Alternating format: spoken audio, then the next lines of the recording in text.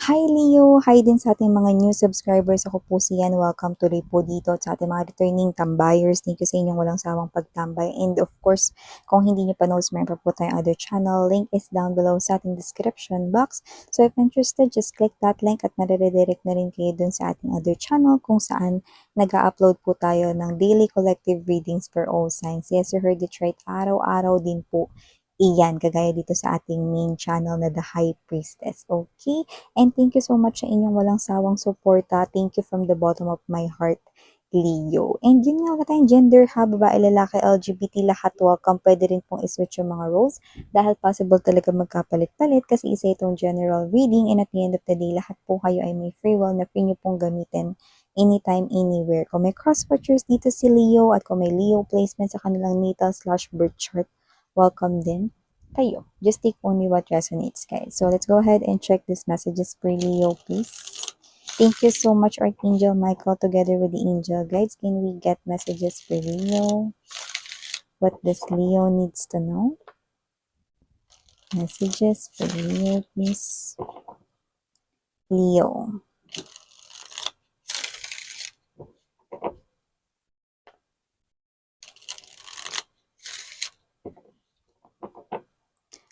Okay, so let's go ahead and check this mga mensahe para sa iyo, Leo. So you do have here the energies of Three of Wands or the Three of Brushes. 10 of brushes or the 10 of wands, 8 of brushes or the 8 of wands. Oh, puro brushes, ace of brushes with this ace of wands, star card energy, 2 of brushes, puro brushes, wow. Strength card, students of pens or the page of swords, and the 7 of swords energy or the 7 of pens. So, nakakita tayo dito ng energy mga babes, no? Leo, puro brushes ang nakikita ko rito. So, definitely, meron talaga kayo ritong gustong gawin, excited gawin, or meron dito na parang hindi nyo alam na magiging excited ito or exciting ito for you.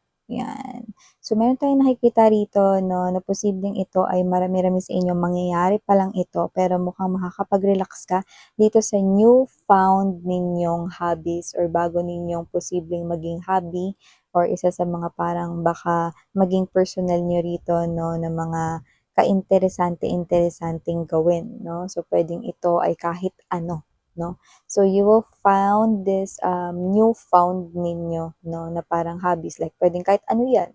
Cross-stitching, pwedeng playing yung squash, no? Or yung pickleball, yan, na bago yun, bago-bago ba yun mga babes, no? So, example ko lang yun, no? So, pwedeng kahit na ano, no? Pwede rin naman drawing, arts, 'di ba? Kung bago lang din yan sa inyo. So, meron kayo dito magiging newfound na interest at parang excited kayo dyan. Nakikita ko dito na bibili rin talaga kayo ng gamit dyan, no? Kung ano man yan, kung ito ay pagluluto na pagkakainteresan ninyo, bibili rin kayo rito ng mga parang mga gamit dyan. Panluto, no? Ingredients. Na iba naman, kung arts yan, pangkulay, brushes, painting, no? Or kung yan naman ay parang new found sports, pwedeng bumili ka rin dyan ng outfitan mo, OOTD, di ba? Yan, di ba? So, may mga ganong klase na energies, no? Pero may mga specific na mga messages din dito for you, Leo, no? So, may mga energies rin dito kung saan possible na yung iba sa inyo, no, is meron kayo ritong na-manifest na new soulmate ninyo. And for some reason, no, new soulmate, hindi naman agad na pag sinabi natin soulmate, mga babes, no, eh, lover na agad, no? So, dito nakikita ko na yes, magiging lover kayo, pero nakikita ko muna na magiging friends muna kayo rito, no? Like, nakikita ko dito na parang at first, hindi man ito love at first sight, pero mamumuo yung connection ninyo, lalago, lalaki. Nakikita natin dito, Leo, no? So, parang sa simula, hindi nyo mafe-feel yung, love ko to, or magiging kami nito in the future, no? Walang ganun muna. Pero nakikita natin dito, no, na siya yung soulmate mo. Siya yung jellyfish na yan. Yan o, jellyfish.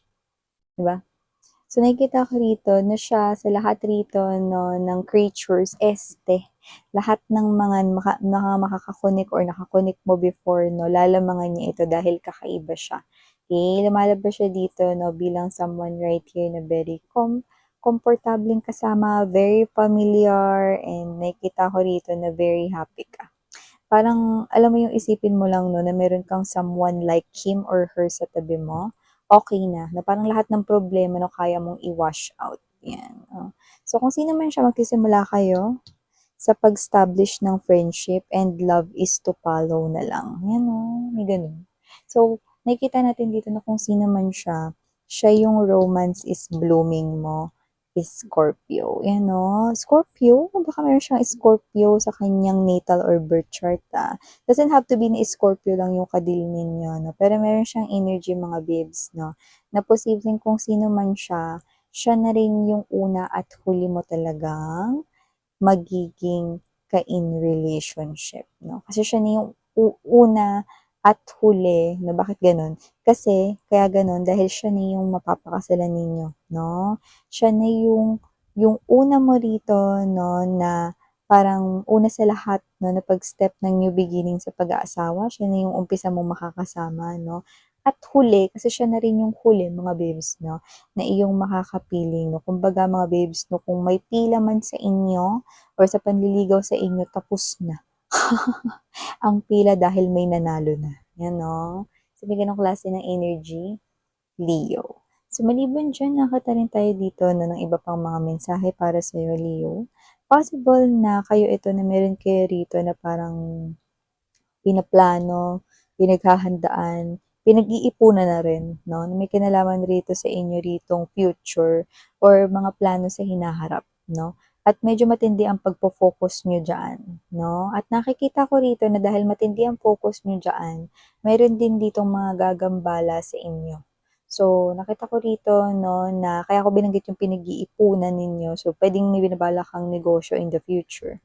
Puwedeng meron ka ritong iniisip na ipatayo in the future or meron ka ritong gustong gawin in the future. Puwedeng mag-travel 'yan or kahit ano man 'yan 'no, at puwedeng malaki ang kinalaman ng pera diyan. So, nakikita ko rito na may mga situations na posibleng umistorbo sa inyo. Tulad na lamang nitong Seven of Pence energy, isa siya sa magiging istorbo dito sa inyo. Bakit? Siya yung klase ng energy na lalapit sa inyo upang humingi ng tulong pinansyal at tatanggihan niyo siya. O miss yan, okay na, tinanggihan ko na siya, no? Akala mo yun na yun? Makulit 'to, babalik pa 'to mga babes 'no. Hihiram 'to ulit sa inyo 'no, kahit natanggihan niyo siya, babalik na naman siya rito. So, hindi ko alam kung sino 'to, pero eto yung klase ng energy na parang meron kayo ditong connection kung saan hindi mo siya puwedeng i-cut lang basta sa buhay mo. So, puwedeng kamag-anak mo 'yan, puwede rin naman na, what's this, 'yan ay malapit mo 'no, nakakilala or baka nandodo'n lang, baka isa sa mga kapitbahay ninyo. Basta may energy siya dito na parang matagal na siyang nasa life mo, 'no, na hindi mo siya puwedeng paalisin 'no, lalo na kung permanente siya nakatira 'no, do'n sa inyo ritong barangay. O baka naman ito ay nasa inyo ritong dugo, or kapamilya mo ganyan, kamag-anak 'no. So, may energy siyang ganito, tinanggihan ako ngayon ni Leo, try ko ulit next month. Tas next month babalik siya ulit 'no, gano'n. Tapos sunod na buwan babalik na naman siya or after 2 weeks, may gano'n siyang energy 'no. For some reason kung sino man siya, hindi ko naman nakikita na wala siya ritong pinagkukunan, actually meron, pero parang hindi sumasapat. Puwedeng dahil maluho siya or gala siya, 'yan 'no, layas siya, eh, 'no, nakita natin dito. Eh, kung magiging ganyan ka 'no, maluho ta's mahilig mag-travel, alin man dun or mabisyo, 'di sana magpayaman siya, 'di ba? Hindi siya nanghihingi rito ng pera, 'di ba? So, nakita ko rito meron siyang pera, may pinagkukunan, pero hindi nagiging sapat, hindi nagiging paano magiging sapat, masyado siyang ano, masyado siyang magastos, nakikita ko dito, okey? So, moving forward. Meron akong nakikita dito iba pang mensahe. Possible na meron ka ritong pinaghihinalaan or meron ka ritong kung tawagin natin ay suspect, pinagsususpetsahan, 'no? Puwedeng may situation dito like sabihin natin na puwedeng may kumuha ng ganito, ganyan, may nawawala, no?